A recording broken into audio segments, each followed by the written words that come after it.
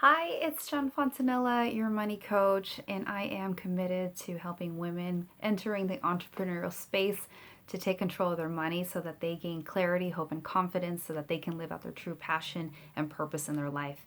And today I wanted to talk about financial forgiveness. I know it sounds like a really weird thing if you're not familiar with it. And I just been thinking about it for a long time. For me personally, I've been doing a lot of inner work and personal work and analyzing some of my own issues and whatnot. And I just realized that, there's such a range when it comes to the emotional baggage that we carry. And some of that could be, guilt and shame. Some of that is unworthiness. And, it just runs the gamut. And I know for me, one of the biggest things is I have such a harsh inner critic. And so when I was going through all this and I think about, everything that I have gone through, it made me think like, oh my goodness, how many other people are just condemning themselves? How many other people are holding on to the past, mistakes and all these things? So I just felt really compelled to just, talk about this. And one of the other things that I've been working with some clients is the relationship that they have with money and some of the philosophies and the behavioral patterns and where does that come from and what did they inherit from their mom, their dad, or another guardian parental figure in their life. And it's just been fascinating how emotionally attached that it is, how it's tied to money and how it affects us as adults, because a lot of this work, it requires the client to go into their past. It even for me, the earliest memory that I have was going back to age 4 or 3 or 4. And it's just fascinating to see, like, my goodness, the effect that it can have on you as an adult. And so, I'm really, really huge on mindset and awareness and mindfulness and things like that. And so the thing, I mean, it's such a broad topic, but one of the things I just want to focus on in this video is talking about, financial forgiveness. And so, a lot of things that we see, especially when it comes to the media and TV shows and society and social media and whatnot, we see these lavish lifestyles. We see this, excessiveness, consumerism, materialism, and whatnot. And then some of us may feel that we're compelled to keep up with the Joneses and whatnot. And so we kind of justify it, or for whatever reason. However, depending if that's the mindset you've taken on, at the end of the day, you still chose to do that. And whether that has created you to go down this path of financial destructiveness or debt or, living beyond your means, what I've encouraged people is like, we just have to own up to it. We mess up, we make mistakes, but, just own up to it. And, so what is it that we can do to improve that? Because, you can be, prosperous, you can have abundance, but at the end of the day, if you do not forgive yourself, that is going to have, a massive effect on how you move forward. It's going to affect you energetically.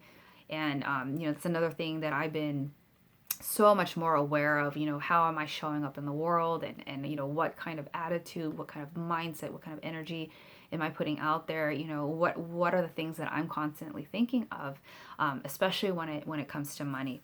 So, one of the things I was also thinking about when it comes to money is that some of us have so much guilt around it, and guilt is such a heavy thing. It doesn't allow us to move forward, and we feel helpless, we feel uncertain, and it's just such a yucky place to be in. And so you need to be aware, are you condemning yourself? Are you feeling like you're hanging on to that? And for some people, they feel like it serves them. But that I encourage you to pay attention to that feeling and that emotion if that's what you're doing, because it's not a place that you want to operate from. That just makes you continue to feel worse. And some people feel like they don't even deserve the help, and yes, you do. You absolutely do. There is absolutely no reason why you can't feel that you deserve to get the help to improve your situation. And so, and some people panic and then they don't want to do anything. And so, I encourage you, if you're in a situation where you need help with your finances, allow yourself the gift to improve your situation. And don't condemn yourself, don't be so harsh on yourself, because it's not something that you need to be doing to yourself. The another point that you need to remember is that you're human. And so, I encourage you to reclaim that you want to take control of your finances. So you messed up. Yeah, it sucks and you are probably not in a really great place, but continuing to operate from a space where you're just constantly saying things like, gosh, I'm so stupid, or, I can't believe I did that. For me, I had to recognize that I have I don't know if I mentioned this already, but I have an incredibly harsh inner critic, which I have to learn for myself, that I have to come from a space where I have to practice, okay, love on myself. It's funny because I talk about self-love all the time, but when I started like doing more of a deep dive into who I was and what I was doing, I started realizing, especially with some of the people that were helping me, I was just like, oh my goodness, I didn't realize, like, and people that didn't even know each other, they were saying the same thing. So obviously it was coming up, and that I was such a harsh critic, and that I even need to practice showing, kindness and self-love towards myself, kindness and being my own best friend, because I was just, totally coming down so hard on myself, and it, that was manifesting in different ways, and it wasn't getting me anywhere. And so, I encourage you to think about that. If you are constantly berating yourself about like the stupid mistakes you're making, be kind, because, one of the things that I remember hearing somebody explain one time, if you had a best friend and they told you their situation, would you tell them like, oh my gosh, you were so freaking stupid, I can't believe you did that? No, you probably wouldn't. But why do we do it to ourselves?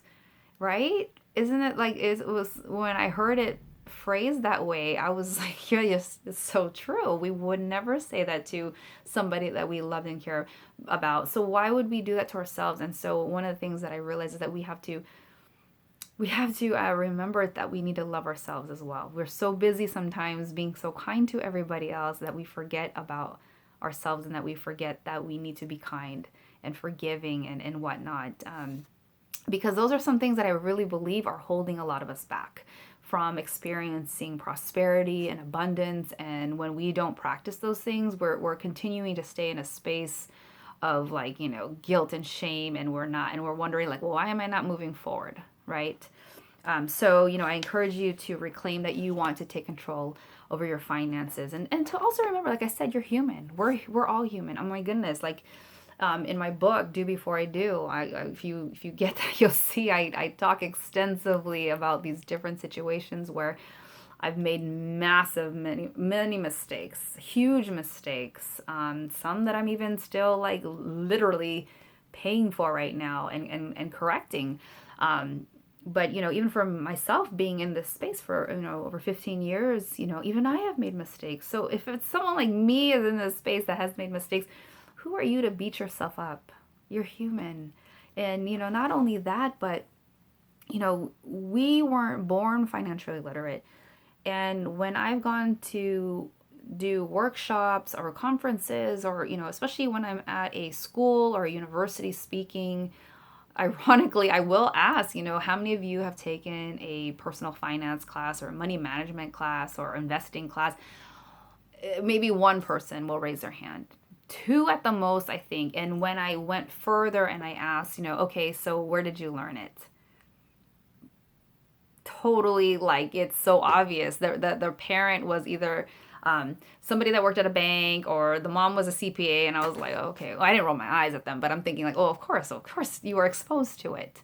But for the rest of the kids, for the rest of the students, or whoever was in the audience, like, no, typically 99% of us did not get that instruction. We did not get that education when it comes to money. So, you have to look at it from that context. If you didn't learn this in school, I mean, even people that are, I heard like that you're in that space and going to school, like, in terms of like, the degree, it's like, oh, they didn't learn certain like, life skills. It is so crazy. It's another topic, like, I think about like when I was in school and you question like certain subjects and you're like, when am I going to use this in real life? And it's like, why is the stuff that I need in real life not taught? Um, so it's like one of those things. But I say all that because I need you to be aware that we don't learn it. It's not taught. So keep that in mind when you're like, oh, I'm so stupid. Well, you never learned it. Unless you've actually taken the steps to invest in understanding financial knowledge and money management. I mean, thank God nowadays it's knowledge and information is so accessible. And it wasn't like that before. Nowadays, you can Google freaking anything on your cell phone.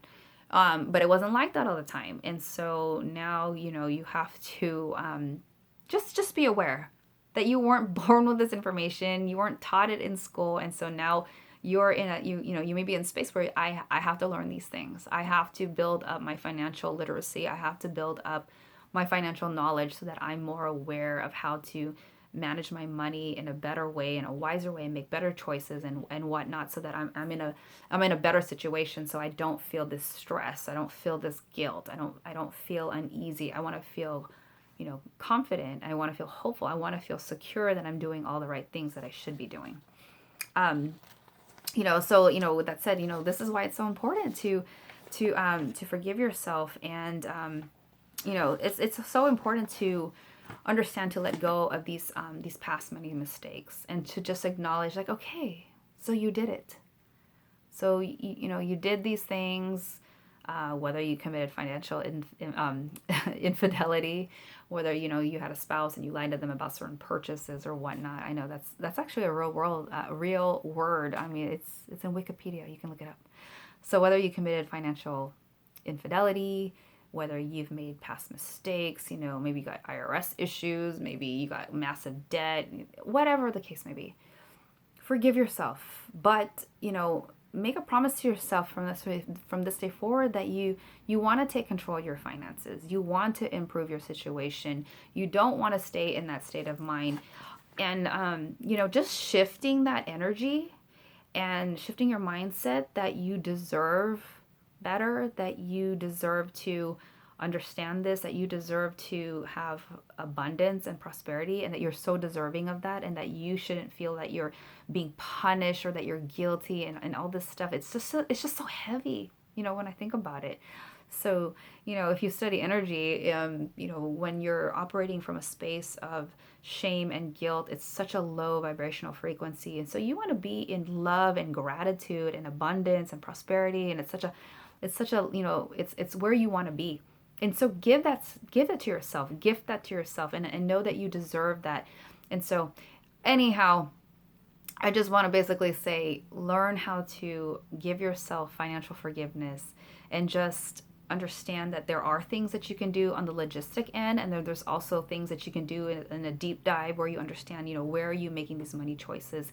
And if this is something that's completely new to you, you understand some of this, or like, where is she going with this? I invite you, if you want to have a chat, if you want a conversation, you have some questions, make sure you connect with me, DM me, comment below, or whatever the case may be. And I invite you to, schedule some time. I'd love to talk to you about, what is it that, we can talk about to help you with your situation, especially going into the new year, a new decade. I've been really big on this thing. It's exciting to see that we're entering a new decade, and my wish is for everybody to go into it feeling good about their finances, feeling good about where their situation is, or at least knowing that they are on track to making that happen. So with that said, thanks for stopping by. I appreciate you being here. I hope that you enjoy the last few days of 2019 with loved ones, friends, and family, and that you practice loving yourself, forgiving yourself, whatever your situation is. And I'll see you next time.